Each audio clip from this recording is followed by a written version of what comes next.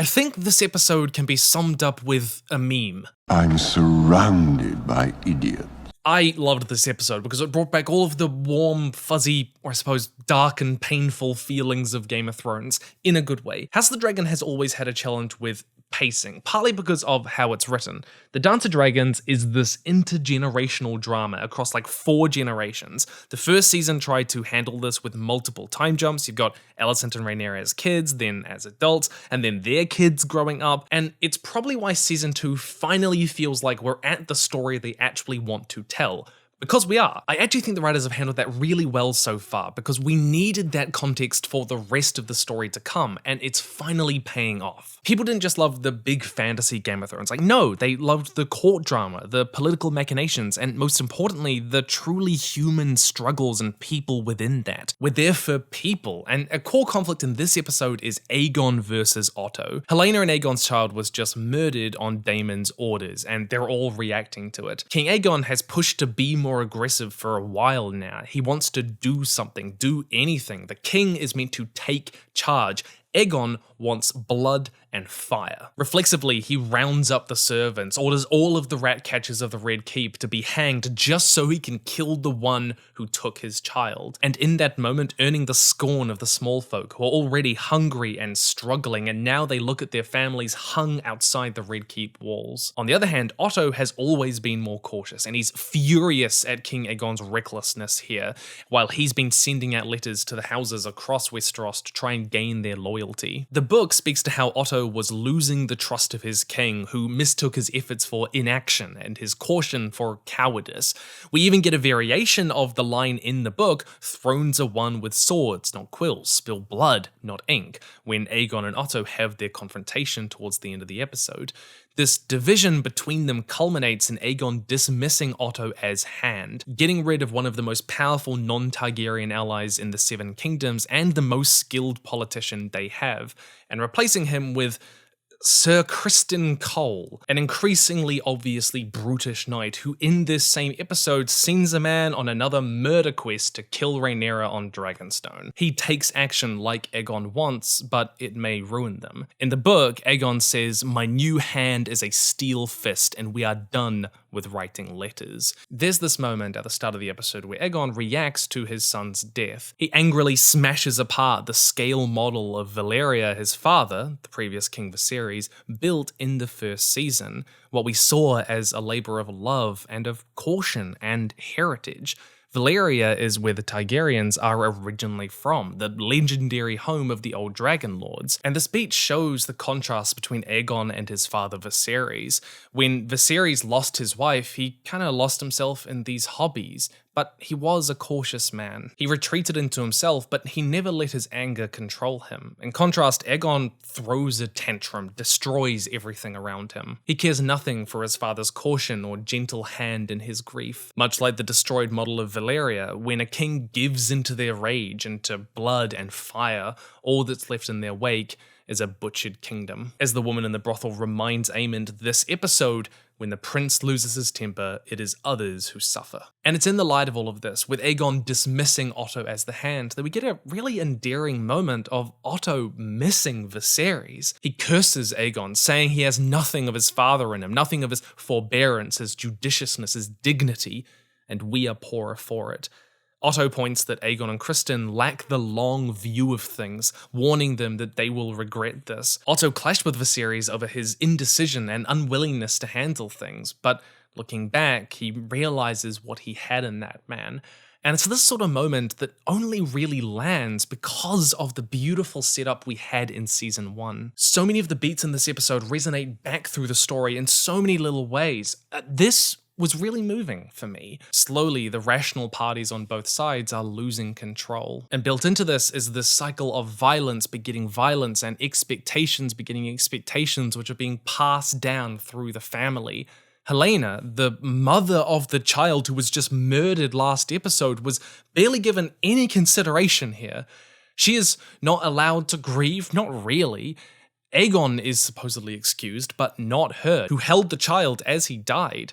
She is forced to play her role as a grieving mother in public, submit herself to the small folk, not unlike how Alicent was forced to play the role of dutiful wife to Viserys for all those years for the sake of the realm.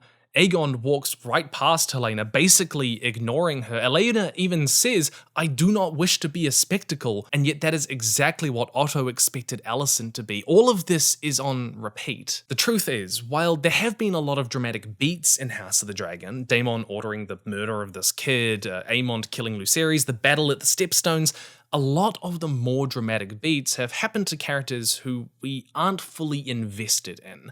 Sure, we had moments like Viserys standing up for his daughter in the first season, speaking up for her. That was amazing. But I can understand that for a lot of people, they didn't really know Jaehaerys or Lucerys or care about the Stepstones.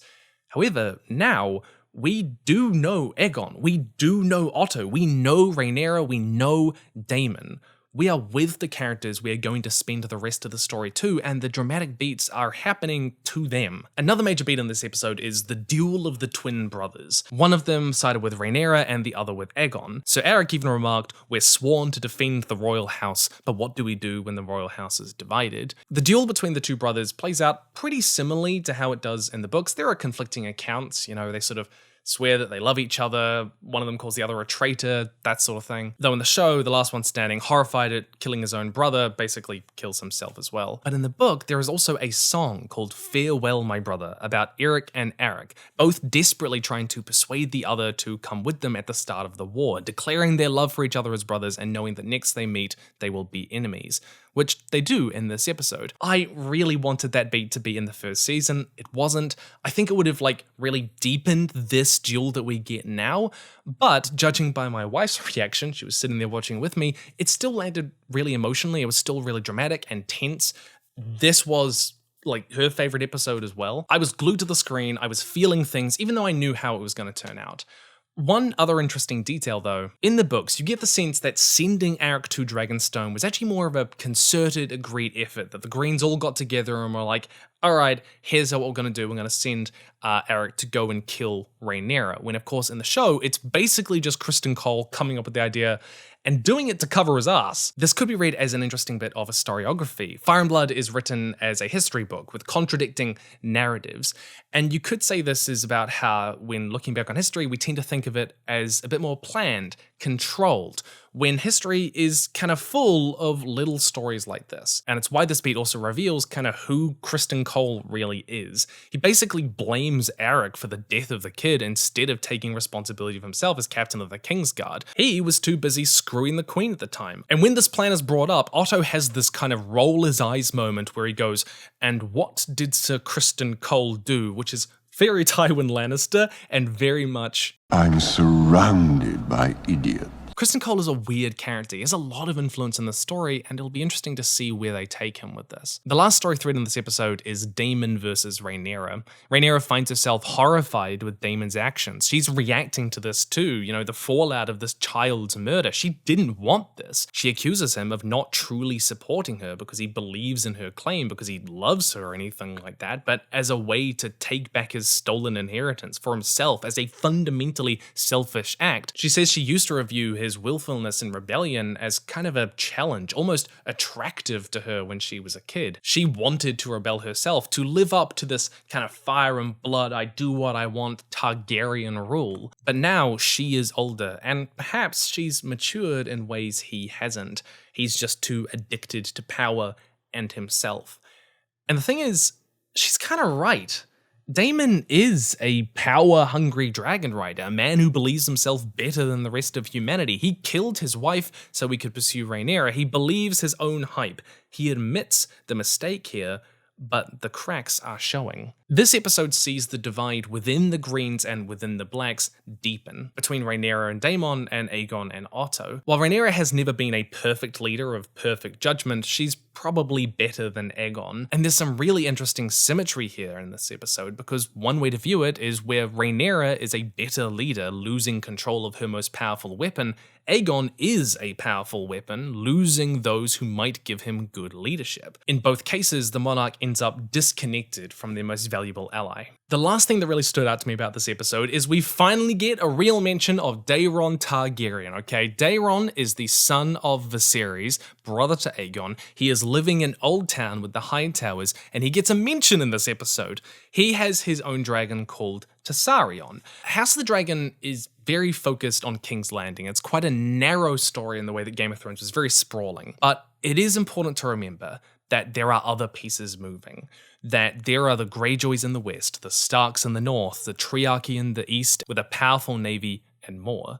Episode 2 is probably my favourite episode so far. It has the character drama of people love, the sense of epic fantasy, but the depth to make that meaningful. The story has only been getting better and better in my opinion, but the person whose opinion matters most is you. What did you think of House of the Dragon? Let me know down in the comments below. And what stuff stood out to you in this episode, and where do you think it's going? If you've read the book, you'll know where it's going, or vaguely.